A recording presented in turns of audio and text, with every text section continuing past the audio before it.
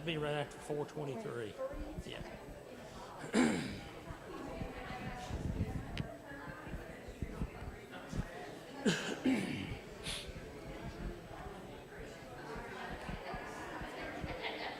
He ain't told me nothing yet.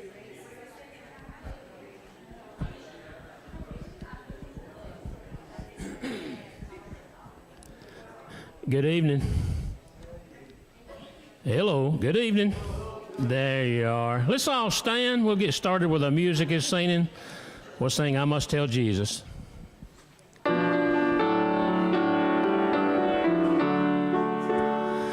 must tell Jesus all of my trials. I cannot bear these burdens alone. In my distress, He kindly will help me. He ever loves and cares for His own. I must tell Jesus, I must tell Jesus, I cannot bear my burdens alone. I must tell Jesus, I must tell Jesus, Jesus can help me, Jesus alone. I must tell Jesus all of my troubles. He is a kind, compassionate friend. But if I ask Him, He will deliver. Make up my troubles quickly and end. I must tell Jesus, I must tell Jesus, I cannot bear my burdens alone. I must tell Jesus, I must tell Jesus, Jesus can help me, Jesus alone.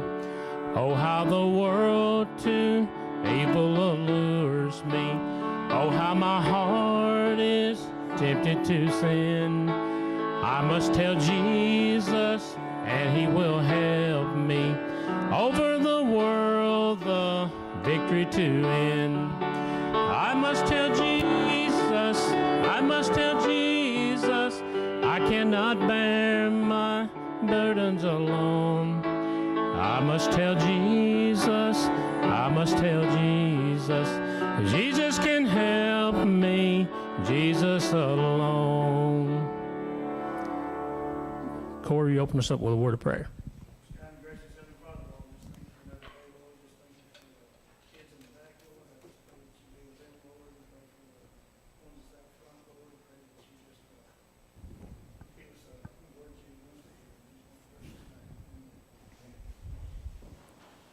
All right, good afternoon. We'll do the announcements first. The two big things. Of course, remember Rex, this is his final night in revival over at Midway. I didn't know exactly where that church was, but it's close to that Midway gravel pit. So I was talking to him today. Bud wanted me to announce music committee meeting Monday night. What time, Bud? 6 o'clock. So if you're on that committee, Monday night, 14th. Of course, we've got our pounding over here for the college. That's due this Sunday, right? What is today? Yeah. It's over. Okay, it's over. All right. That's what Rex called me about. He wanted me to make sure, I told him he mentioned it Sunday night. He didn't even think he mentioned it, but we had to push Jordan's license back 1 week. His wife couldn't be here this coming Sunday, so they pushed it back a week. So the license for Jordan Wilson will be whatever that day is, the 20th. I think that's a Sunday. And then you'll see we'll have a guest speaker the 27th also from the Gideons. Any announcements that I'm forgetting? Prayer request?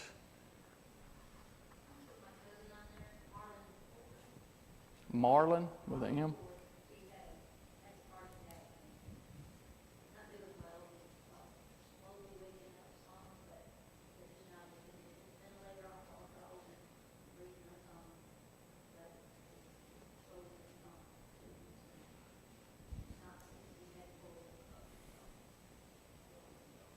Okay. And Miss Carolyn told me that Angie Long's sister-in-law, so it'd be her brother's wife, had a wreck this morning and supposedly passed away, correct? So I don't have a name unless anybody knows that name. Miss Carolyn thought it was in Corinth, so remember Angie? Okay, Magnolia in Corinth. Okay.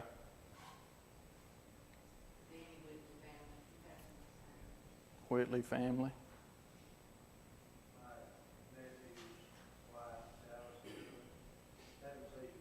Dallas Behrman.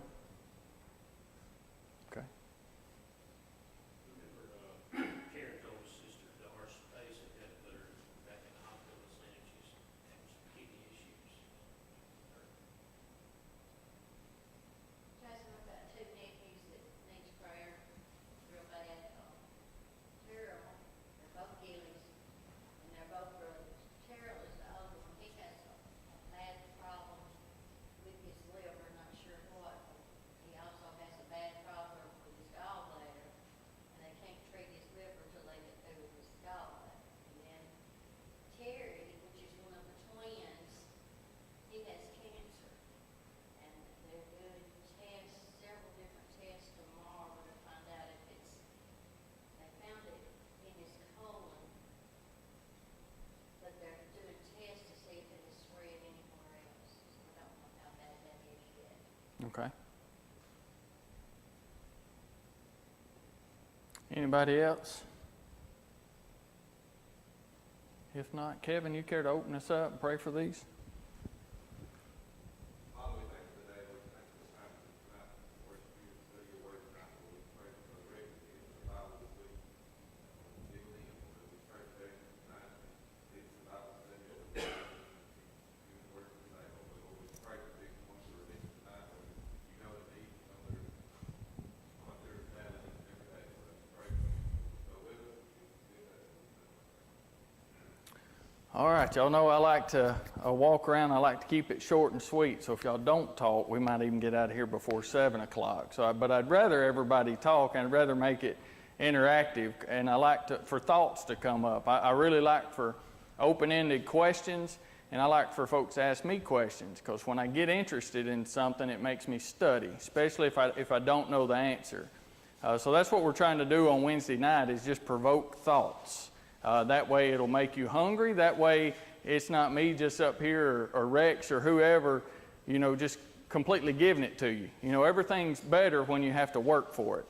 So what I'd like to do is at least get some thoughts going in the mind, and then when you get hungry, you get in the Word and you can come up, because everybody has their opinions about what verses mean. There's nobody that can really tell you unless you pray about it. I mean, all of us have opinions. A lot of them vary slightly, but we all have the major opinions. So we are going to be in the very last 2 chapters of the Bible. Revelation scares everybody for some reason. I love Revelations. You can ask me to explain it, and I'll tell you my opinion, and it's probably wrong. But like I said, I do love Revelations. But just before we get started, these last 2, or basically chapter 21, mainly deals with the New Jerusalem.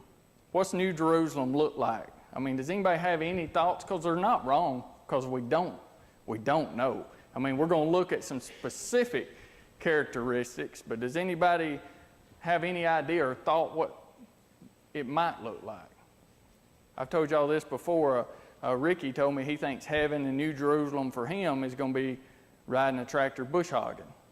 I like riding a tractor, but bush hogging's dusty, and I don't like the dust. It makes me sneeze a lot. So to me, it would be something different if we get to choose technically what heaven's like. So any thoughts? All holy? A lot of folks say that, and believe it or not, I've had somebody tell me to my face they don't want to go to heaven because they don't want to sing and worship somebody all the time. I mean, that's sad, and they can't get that thought out of their head. Now, do I think it talks about in Revelations, and Abby did a great job Sunday night. She got pretty deep within just a couple minutes. She was talking about the elders and how they throw their crowns down and how they worship. Now, do I think that's what heaven's going to be like for us? I don't.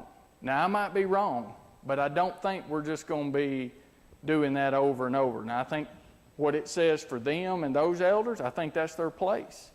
Now, what's going to be my place is going to be different than your place. And are we going to be riding tractors? Or are we going to be whatever, Tony? I don't know. It's going to be holy, and we're going to get to that point for sure. Play bluegrass music. I can't play music, so I'm not sure if I get to heaven for that. So, all right. Jason, it seems like it would be like pictures that you see in the Bible of old town with the chapels and stuff. And Right? with the streets being rock or brick or Mm-hmm. rock or stone. Gold, stone, gold, or gold stones. That's what I picture. And that's just the way I've always pictured it. Mm-hmm. It'd be white, You know, bright. we always picture houses and stuff because it says mansions, right? And then I always struggle, well, if everybody has a mansion, then what's a mansion? You know?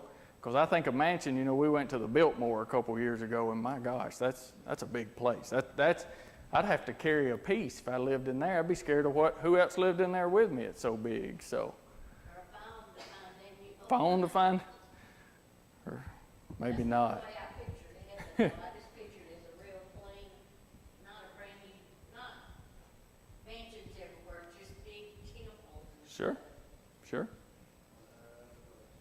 Right, right. I do know one thing. I do know he's preparing a place. He tells us.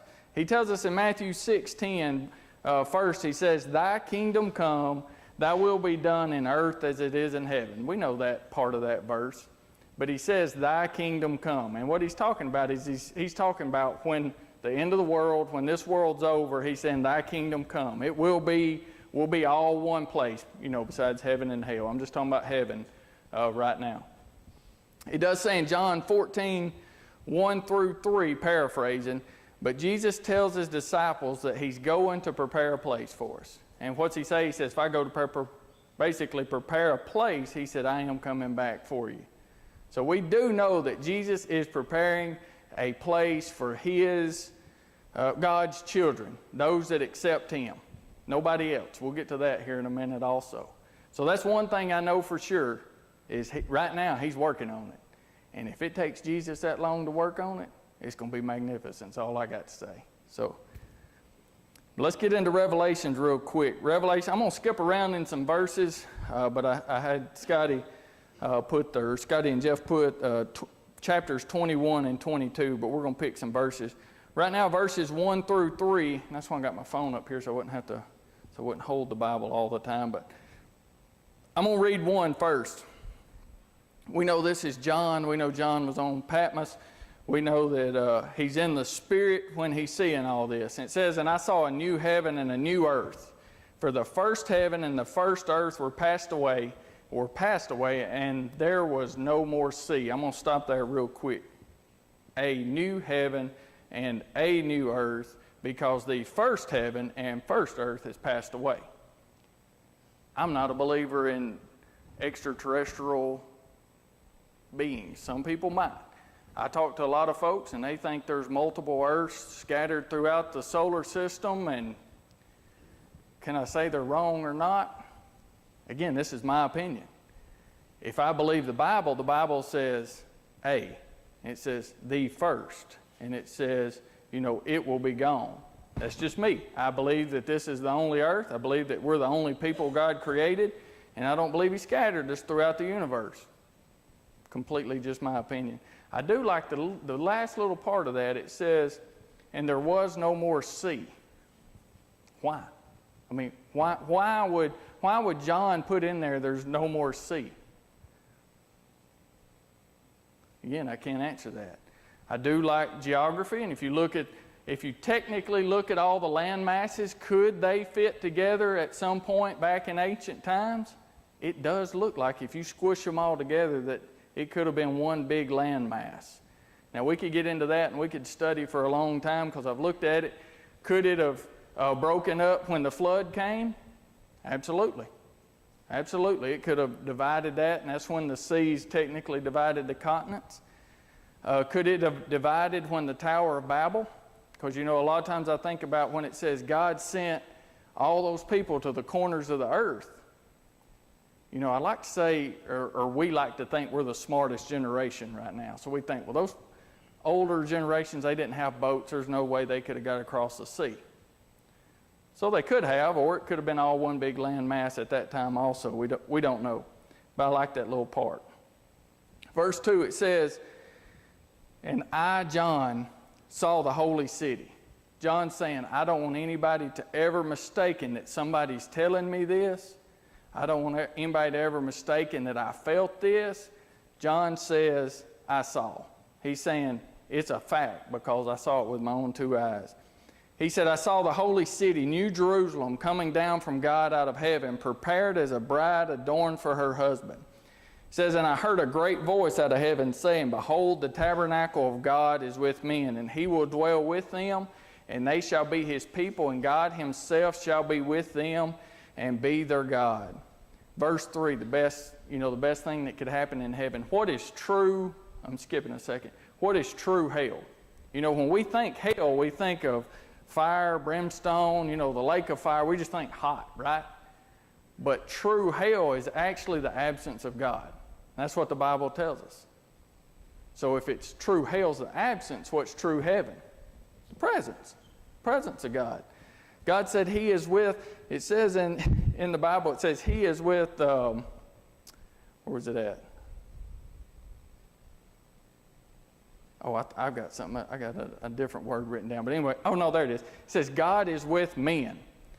Now, I'm not saying women are not going to be there. I'm saying men is a human race is what I'm saying. God is with us. You know, if you really study other denominations, I've got pamphlets on other denominations that's really interesting to read. You know, other denominations think that women are not getting to heaven. They can get to a certain level, and then once they get to that certain level, there's only another level that men can get to. I don't believe in that. If anybody, my wife's going to beat me up the chain. She'll be further than me up there. But anyway, so God's going to be with us. He's going to dwell with us. His presence is going to be what makes it holy, what makes it clean, what makes it, like Kathy said, just perfect. God's presence is going to be with us. All right, so we're going to talk about New Jerusalem real quick. What will it be like? Now, I've just got bullet points, so the verses are 4 through something. I'm not going to read each verse, but what we're going to do is we're going to talk about verse 4 first. What will New Jerusalem be like? It says in verse 4, believers will have no sorrow nor crying. You know, that takes up a lot of our time, right? You know, we get sad about stuff. You know, we cry about stuff, whether it's a loss of a loved one, whether things are just not going our way. We don't have to worry about that. Right off the bat, I'm going to say that's going to be grand right there. We do not have to worry about sorrow nor crying. It tells us that in the Bible. I believe it. Number 2, believers have no death, right? I mean, we do not have the second death. Now, are we going to leave this earth? Is God going to come back tonight? You know, there's a lot of questions we could get into that. All I know is once we get to heaven, it says there's no death. So what does that mean? It's forever. There's no leaving there once you get there. I don't even think we'll ever even think about leaving there. We won't get tired of it. We'll be there. Believers will have no pain. You won't have to worry about headaches, back, stubbing your toe. You won't have to worry about any of that. There'll be no pain. There'll be no physical pain. There'll be no spiritual pain. There'll be no kind of pain. No psychological pain. That's a big thing everybody deals with now is just, pain psychological. It will not be there. 4, it says, believers will have no memory of troubling things. I cannot explain this. So what it's saying is anything that we're worried about right now, anything that might cause us sorrow and grief that we remember, we won't know that in heaven. So I can't explain it.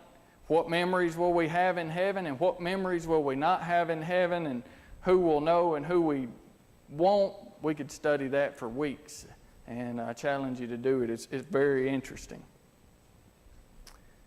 5, I want to talk about 5 for a minute. Or my point 5. It says, believers will receive their inheritance. I'm going to read 21, 5 through 8 real quick. It says, And he that sat upon the throne said, Behold, I make all things new.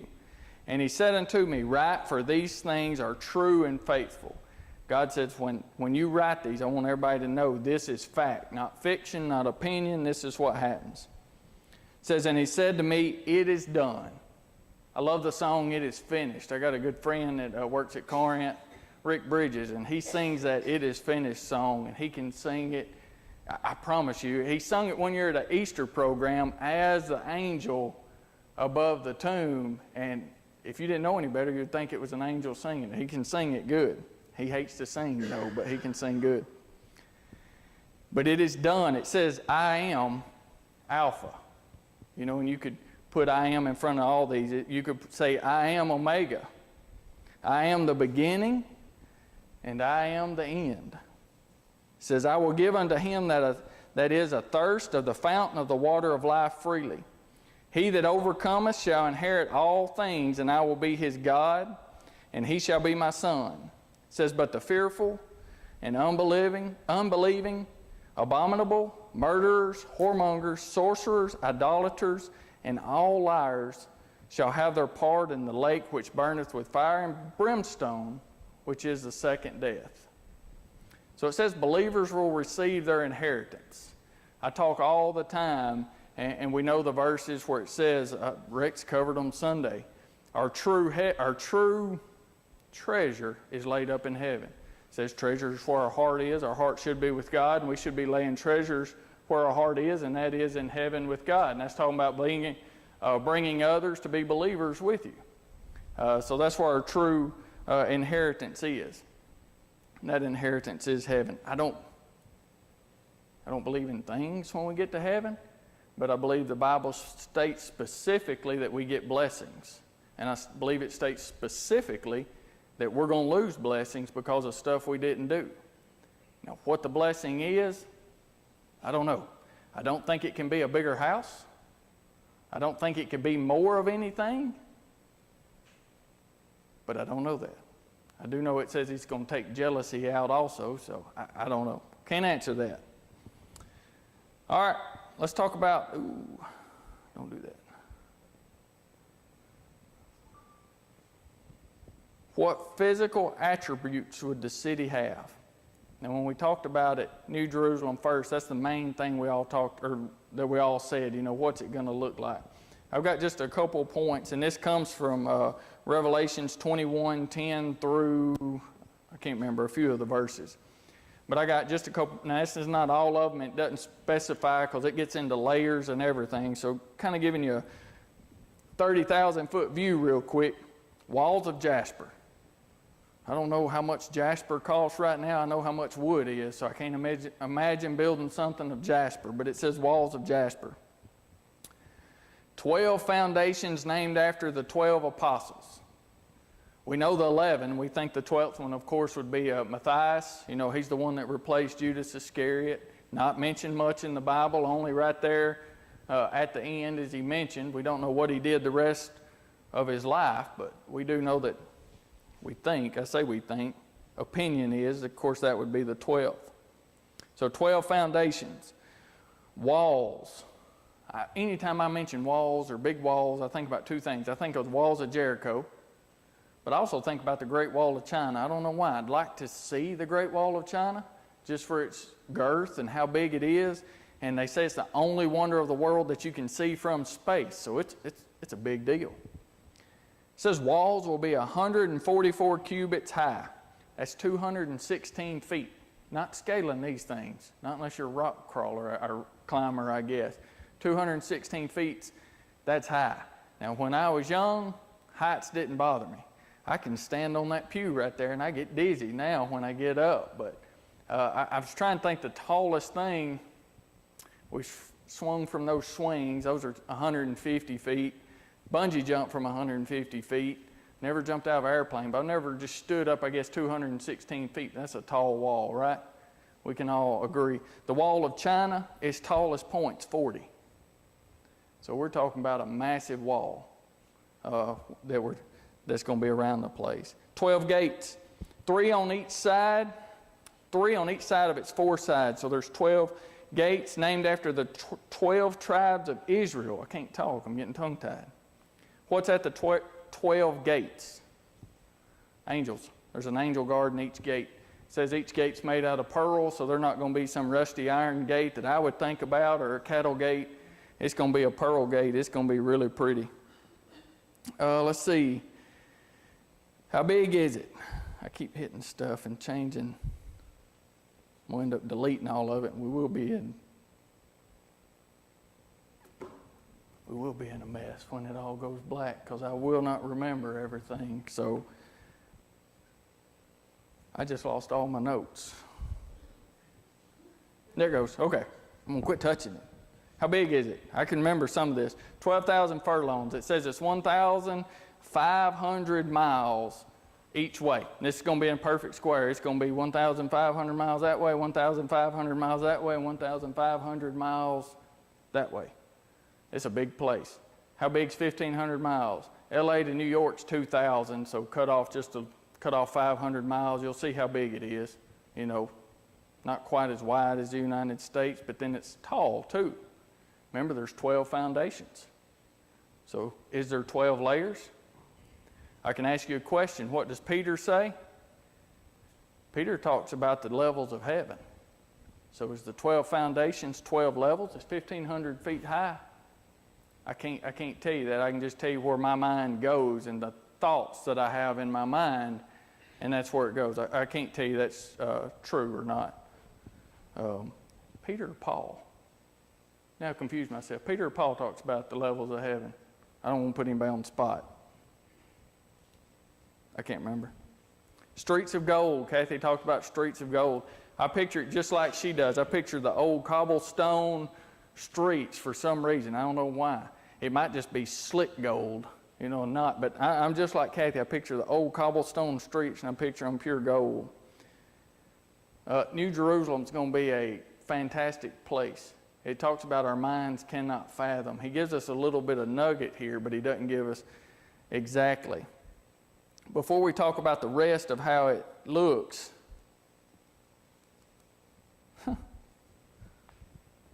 computer's black again.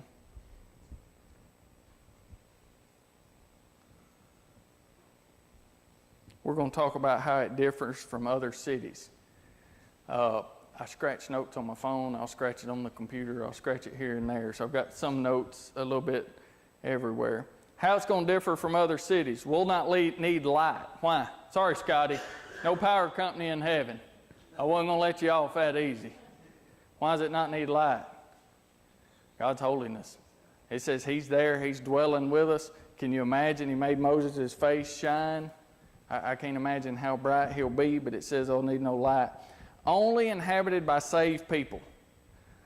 That's big, right? Right now, I would say, I don't know. I'm going to tell you I'm saved. But am I perfect? Am I going to sin complete or steal throughout this life? Yes. But I know once we get to heaven, we don't have the ability to sin. So it's going to be saved people. So what do we not have to worry about? Crimes. We don't have to worry about anything as far as sin when it gets up there, because it's saved people and God takes that away. It says we will not have physical church. Why? I told you right at the beginning, God's going to what? He's going to dwell with us. Can you imagine? I think last time I spoke, I talked about going up and talking to the Trinity and just being able to answer or ask them questions. Can you imagine God just being right there and us just being able to commune with Him? If you remember, why did God, we're going to get to the Garden of Eden here in a second. Why did God create the Garden of Eden? Why did God create Adam? He wanted to commune with somebody. He wanted to have that fellowship. He wanted to be able to talk to somebody. So why would the New Jerusalem not be the same way?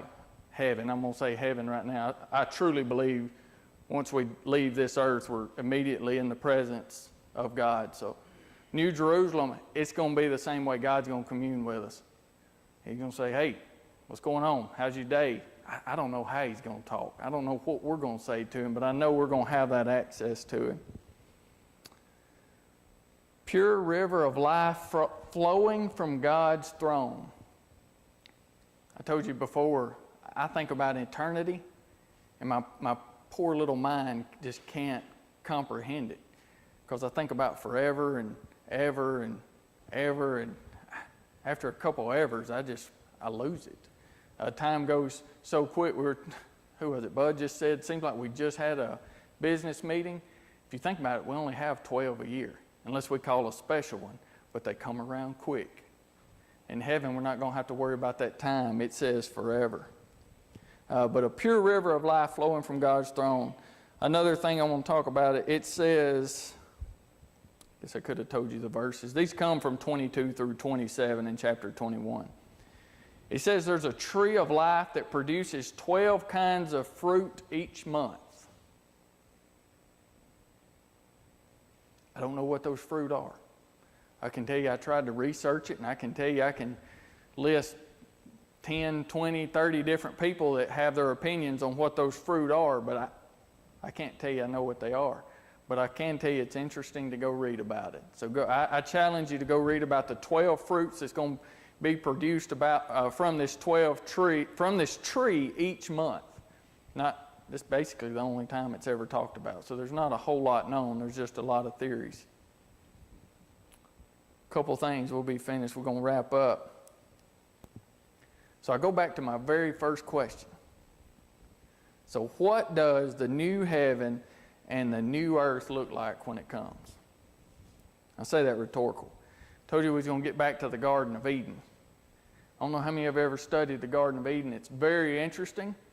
And I will tell you there's a couple of different ideas out there. Some say it's the Garden of Eden. Eden was a garden. I can tell you growing up, when I pictured the Garden of Eden, I pictured just walking through the garden. Big garden. You know, just walking through it, picking off what you wanted to eat, just surrounded by it. I will tell you there's a thought out there that in the old language, instead of the Garden of Eden, it's supposed to be interpreted the Garden in Eden. And that Eden was a place, and in the middle of Eden was a specific garden. Which one's right? It don't matter. I can tell you it don't matter. I wouldn't spend much time on that, but I will tell you it's interesting to study the Garden of Eden. I still think, I don't know why, I still think just because that's what I've always thought, that it's just a big garden and that Eden's just a big garden. And that's what I'm going to stick with. But if I challenge you to study the Garden of Eden. God made Adam to commune with him, to have fellowship with him. I'll never understand that, why he was, I don't want to say why God was bored. I don't know. I don't know why he needed that fellowship. But I do know Eden, whether it was a whole garden or whether it was a place, if you think about it, how tranquil it was. You think about the animals. You think about it says Adam named every animal. To me, I think the animals just come up to him and he was like, lion, maybe he touched them on the head. I don't know. I don't think they were in a distance. I think they come up to him, and I think that's how peaceful the garden was. I do think, and it talks about him just being able to eat whatever he wanted to, besides the one tree, the forbidden tree that they ended up eating anyway. So that's why I think it was one big garden. I say that because I think we can picture the New Jerusalem, and I think it would be a lot the way the Garden of Eden was made. Who made the Garden of Eden, sinful or bad? Man. God made it perfect. He made it just like he wanted it to be. Now, it doesn't talk about having streets of gold in the Garden of Eden, but it does talk about a perfect place. So go back and study that. It'll come up. Last part here. When will it come? Let's look at the absolute last words that are written in red in this Bible. And there's actually, it's in chapter 22. There's 5 verses that are written in red. Verse 7, 22:7. It says, Behold, I come quickly. Blessed is he that keepeth the sayings of the prophecy of this book. Quickly. And I hate to even use this analogy. We just talked about a wreck. But when I was doing this, I was actually jotting notes. Corey's talked about his wreck. He had a blue Ford 2002, 3, 4, 4, that's close. He had a 4, and I can remember him talking. He's got good reflexes, used to. I don't know if he does now anymore. And he said it happened like that. I can tell you I've had a lot of four-wheeler wrecks, and I can tell you you'd be cruising along fine, and the next minute you're on the ground. Now, it's slow motion from the time you wreck to the time you hit the ground. You're like, oh no, this is going to hurt, and then you hit the ground. And it's slow motion. But that's the only thing I can relate to how quick it's going to come. I don't think Jesus is going to give us a warning. I mean, we can talk about the end of times. We can go through the rest of Revelations. But now when he literally cracks that sky open, that's how quick it's going to be. He says you won't have a warning. He says, I come quickly. Blessed is he that keeps the sayings of the prophecy of the book. How often should we live a godly life? Always. I mean, are we perfect? No. It doesn't say to be Christ. It says to be like Christ, or strive to be like Christ. If we're always working to be like him, then we'll be keeping that prophecy. 12 and 13, that's the next read verses. It says, and behold, I come quickly, my reward is with me, to give every man according as his work shall be. I would like to say I hope that's not true, because I deserve a lot of things that I hope he don't give me. But it does say it in the Bible. It says, to give every man according as his work shall be.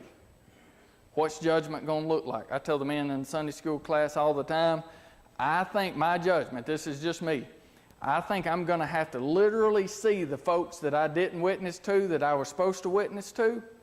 I think he's going to show them to me. And I don't think that's going to be good. Now, I'm not talking about the ones that I did or the ones that maybe made it to heaven. I think he's going to show me the ones, kind of like Lazarus and the rich man, you know, that he could see across from Abraham's bosom into hell. I think that's what, to me, I don't know why. That scares me. Maybe that's why I think about it. It scares me enough. I think I'll see their face. I think that'll be part of my judgment. And I think during judgment, you will feel emotions. I think you will feel sorrowful, and you will feel ashamed, my opinion. 13 says, we've already covered that, I am Alpha and Omega, the beginning and the end, the first and the last. Nobody else we should be worried about. You know, God's saying, I was here from the beginning, and I'm going to be here well through the end. He said, you're stuck with him. That's what he says. He said, you're stuck with me. There's no one better. Oh, I left out a verse, didn't I? So there's 6. 16 says, I, Jesus, have sent my angel to testify unto you these things in the churches. I am the root and offspring of David and the bright and morning star. When he says, I've sent my angel to testify you unto these things in the churches, we could come up with 20 things on what that means. How many, that's a rhetorical question, but how many think you get witness to just by being on earth? I truly do think you do that. There's no way you can come on earth and not know that God or a supreme being is out there, my opinion. But God says he sends his angels to witness. He also says, what's the parable? You know, what you've done to one of the least of these, you've done unto me, and you know, you fed the hungry and clothed the poor. So there's angels in disguise among us. And then the last red words that Jesus speaks that's written down in the Bible comes from verse 20. And it says, surely I come quickly. You know, we talked about that earlier. Many times, I think we had, I don't know if it's Kevin, I don't remember if it's a church camp, I can't remember. But I can remember somebody asking me the first time, you know, think about what you're doing each and every day. If Jesus come back, what would he say? Or would he be proud of what you're doing at that specific moment? You know, I'm glad he didn't come back in a lot of the parts of my life, and probably going forward also. But that's the way I think about it. And maybe that's just my conscience. When I start to do something, I'm like, okay, what if Jesus comes back? Because he could. He could at that moment. Would he be proud of it? So that's all I've got. Any questions, comments? I mean, feel free. That's just my opinions. If anybody has more insight or a different opinion, feel free to share it.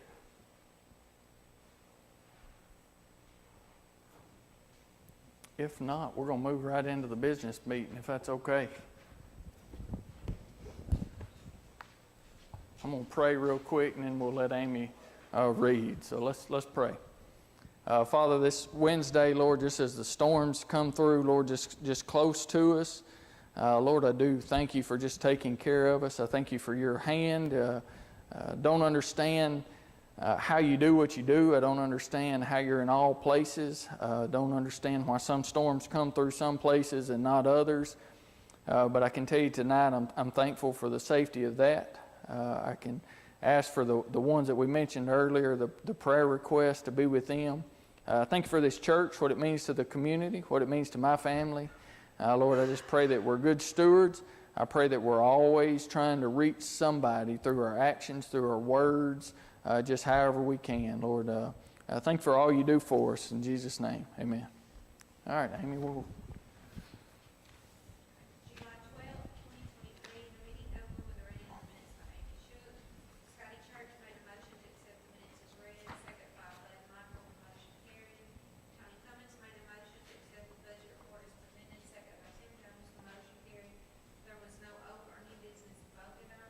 Scotty Church made a motion to dismiss, Bud Michael second, the motion carried. Dylan Shook led the dismissal prayer. All right, y'all heard the reading of the minutes. I'll need a motion that we accept those minutes as read. Jimmy made a motion. Scotty second. All in favor, aye. Any opposed, like sign. Got your budget statement? Jimmy, thank you for handing them out. If you didn't get one, there's some more in the back if you want to pick one up before you leave. If you got any questions as you glance over that, feel free to speak up.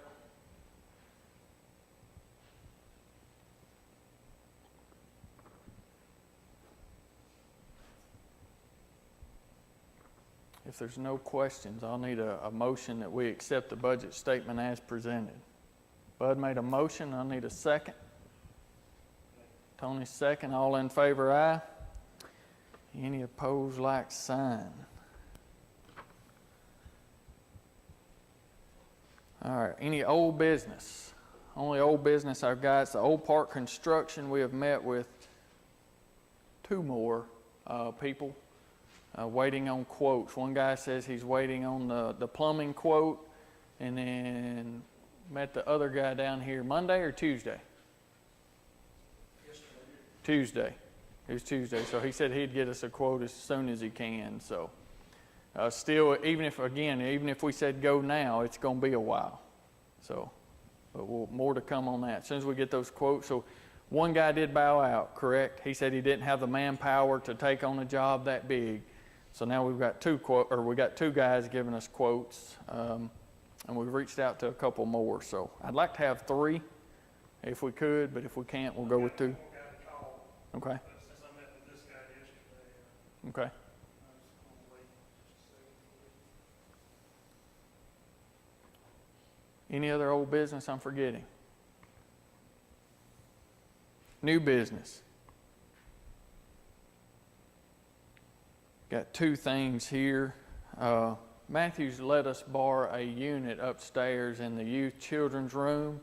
And I guess this had slipped my mind, but that is his personal unit.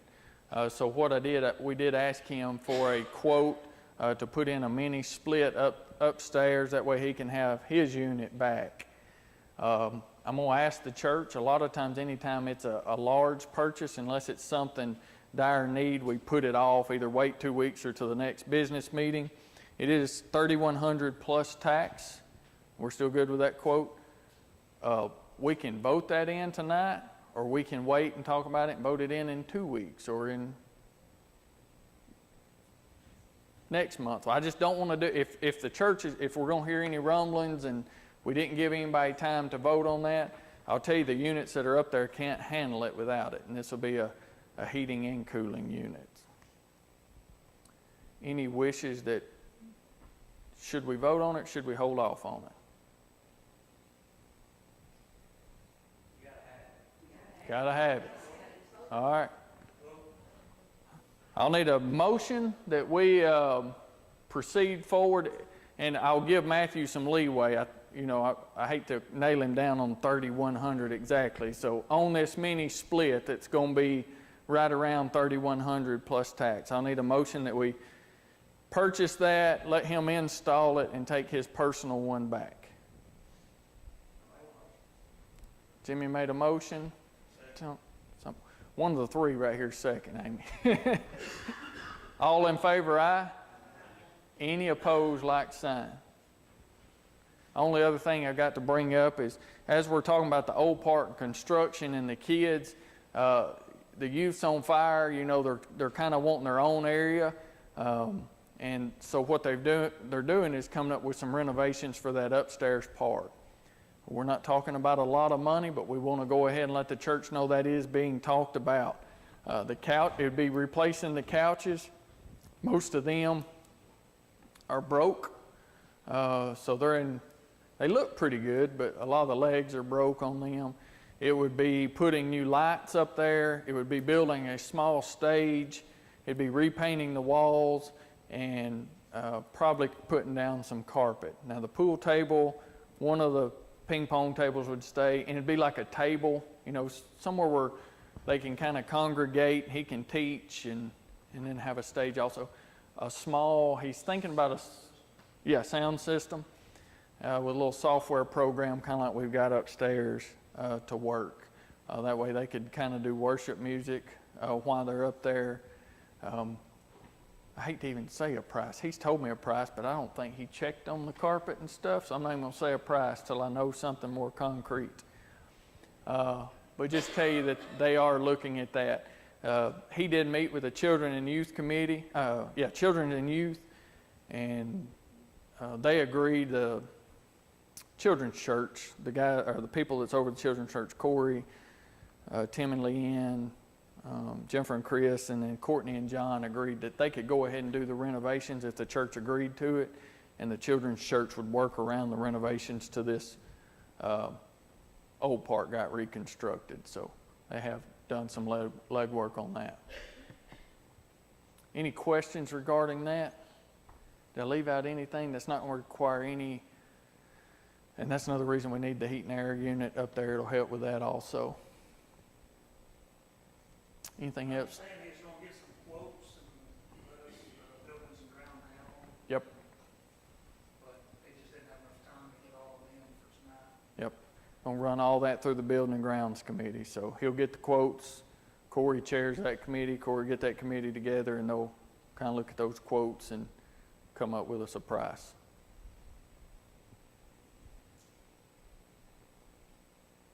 If nothing else. Oh, Amy's got. Request for rerun over to Antioch Baptist Church. Okay. We'll need a motion, right, to let Reed move his membership from Tuscumbia to Antioch Baptist Church out there where his wife's family goes. Tony made a motion. Scott or Jimmy, either one second. All in favor, aye. Any opposed, like sign. All right, if nothing, y'all are tired of hearing me talk tonight, so we'll need a motion to dismiss. Jimmy made a motion. Need a second? Corey second. All in favor, stand. John Daniel, you lead us in dismissal prayer.